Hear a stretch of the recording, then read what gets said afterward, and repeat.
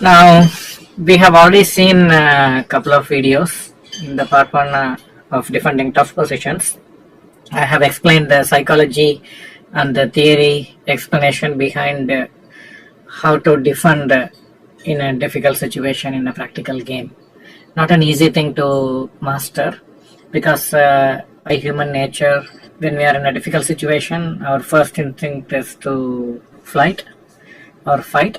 Usually, like in chess, when we get into a difficult situation, we kind of give up hope. And then we simply accept that, okay, my position is bad and my opponent is good, and most likely I'm going to lose this game. So, most of us kind of give up in a difficult situation. But what I'm trying to convey through these videos is that it is possible to resist, it is possible to make things difficult. And the mere fact that we are not willing to give up, mere fact that we are willing to fight in a difficult situation, it will make our character stronger. So we'll become a tough personality in the process. That is also a big gain when we learn how to defend in difficult situations. In the second part, we have seen an example where Black could have defended successfully, which he did not. And in this third part, we are going to see another example. So how I am planning to do these videos is like to give you to take up an important topic, explain all the theory, the psychology behind it, and then trying to emphasize these points with relevant examples. And it is not possible to learn or master one topic, one way of thinking with just few examples or a few words of explanation. So what I would urge all of you to do is listen to these explanations, think about them. If you find any relevant questions, please post it in the comments. I will try to address them. And so with these videos, I'm trying to make it more and more instructional. There won't be much of entertainment value. So this is not for fun. This is largely directed at players who really want to make progress in their chess strength and who are in this for long term. Because one of the things I have seen is most players, they expect quick results without putting in the required effort, and when they don't get the kind of results they expect in few tournaments, they think like, maybe I'm not so good at chess, maybe I cannot make progress, maybe this is not for me, and then they gradually reduce their ambitions, their work ethics fall down drastically, and then slowly they become mediocre players rather than the good players which they are capable of becoming. In my view, I've explained this to most of my students, is like to become a grandmaster is not very difficult. In the sense, if you are willing to work hard, it is not very difficult. Anyone with human intelligence, human brain. So I believe like human brain is the hardware which we already have. So the hardware is already there. What you require to become a grandmaster, it is the software, it is the other skills. It's the persistence, the commitment, the hard work, the dedication. These qualities that is really important, and believe me, these qualities are acquirable. Okay, you can learn to be more hardworking. You can actually improve your concentration. You can be more committed than you are right now, and so on. So once you are in the right frame to learn, and then you put good effort to learn, it is very much possible to master anything. Now let's get to the position. Now here this is a game played between Adiban Bhaskaran from India versus Predke Alexander. Happened in ongoing FIDE Grand Swiss in Isle of Man. So it was played in the first round, and Adiban was white, Predke Alexander is black. Let's see what happened in the game. Now in this position it is white to play. Black just put his bishop on e6, developing the piece, protecting the pawn, and also releasing pressure on this pawn. So you can see that black has two bishops. The queen is already focusing on the weak b2 pawn. Once the b2 pawn falls, the whole queen side will become very scattered, and most likely these pawns will fall in quick succession as well.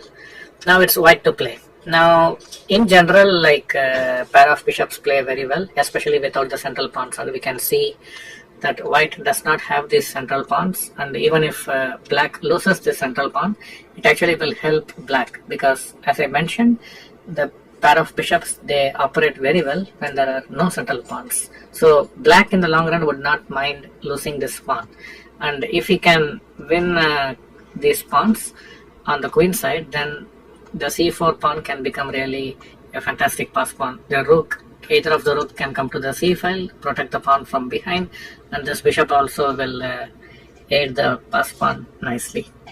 So why this explanation? To just make sure that we are aware of the dangers that white is finding himself in. So when we realize that our position is deteriorating or has already deteriorated, the first thing, as I mentioned, is not to lose our head, not to panic. Because once we panic or once we become desperate, then we will start doing stupid stuff. Okay, so it's very important to keep a calm mind, keep your composure, calm your nerves. Don't start predicting all kinds of doomsday scenarios. Don't think I'm going to lose today and what is going to happen to my rating. I'm already losing many rating points and I'm not I cannot afford to lose any more rating points and so on. So don't get into this self-pity mode, self-blaming mode, and don't give up hope. Okay, so what should be the mindset? Just forget about what is going wrong. Okay, so you have a position in front of you. All you have to do is analyze to the best of your ability, find good moves. That is all you have to do.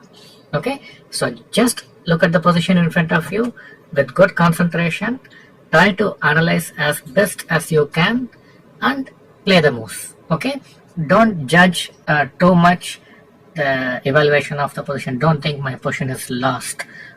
When the other extreme is when we get some advantage, we think, oh, I'm going to win. So it is very important we don't become too desperate in bad situations and then start predicting all kinds of doomsday scenarios. So just look at the position, try to find the best moves you can and play these moves consecutively. And despite your best effort, if you lose the game, that means our opponent has played a good game and he defeated us. We have no other choice than to simply accept that our opponent played better than us and deservingly won. So this way you don't lose confidence after every loss that may happen.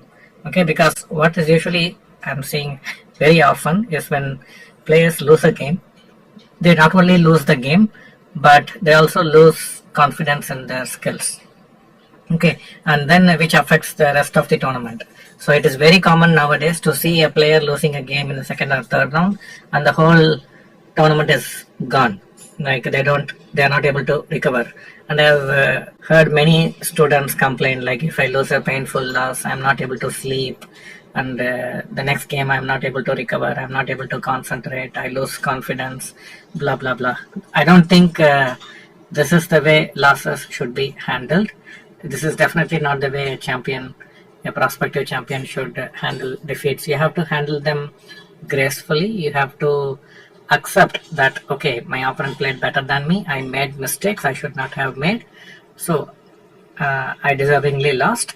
From tomorrow, I will try to avoid these kind of mistakes. I will play better quality chess so that I don't lose games. So basically the results is simply showing mirror to our thinking process. Okay, if I think badly, if I play bad moves, then what do I expect?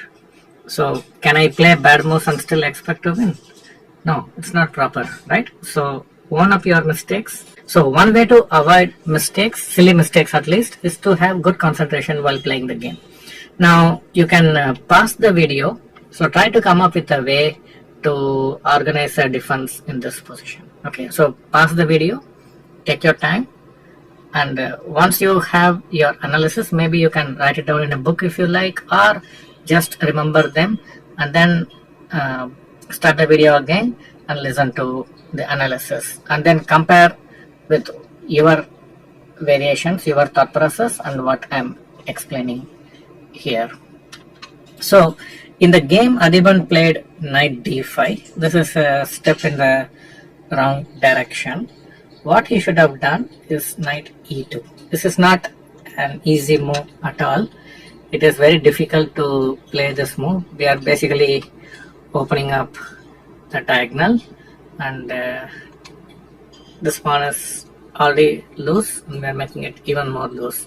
But the point is, we want to get the bishop to d4, or in some cases even f4, and open up this blockade and get this pawn. So the point is, after knight d4, on the next move, this bishop will not have many good squares available. Like the f5 square is not possible, knight is there, d5 square not possible, right? So we are going to put this bishop in a dilemma, and also there is going to be pressure on these two pawns. Okay, so now let's see, if they attack the knight, we put the other knight. Now we can see that if the bishop moves, he will even lose the queen. For example, if he goes, then he will even lose the queen, right? So it's not easy to move this bishop to a better square or defend it. So let's say if he takes, now already there is a gain for white, which is he lost his pair of bishops, and again the queen and the bishop are under attack. Now if he goes to an endgame, for example, then all these queenside pawns have been saved, and you can even if the bishop moves, you take this pawn, you even become a pawn up, right? So he cannot do that. He can try playing the bishop here and attacking the queen. So in this case we take, we are offering a queen exchange. He can capture this pawn, but in this case we go to an endgame, and you can see white is doing quite well, right? Suddenly this has become active, and you can have c3 pawn move, which will ensure this wonderful knight is blockaded, and you can have this file all for yourself with the 7th rank control and a good knight. And there'll be one problem, our king position could be weak, so this can be resolved by playing something like f3 king f2, right? If you can get all this, you can see a very good bind on the dark squares, and white could even claim a small advantage. So this is the right way white should have taken, but in the game what happened, Adhibarn played knight d5. Now this is, as I mentioned, is a step in the right direction. Now again, I would request you to pause the video. Now put yourself in black situation. You can flip the board, or you can set up the position in a physical chess set, and then try to find the best possible continuation for black.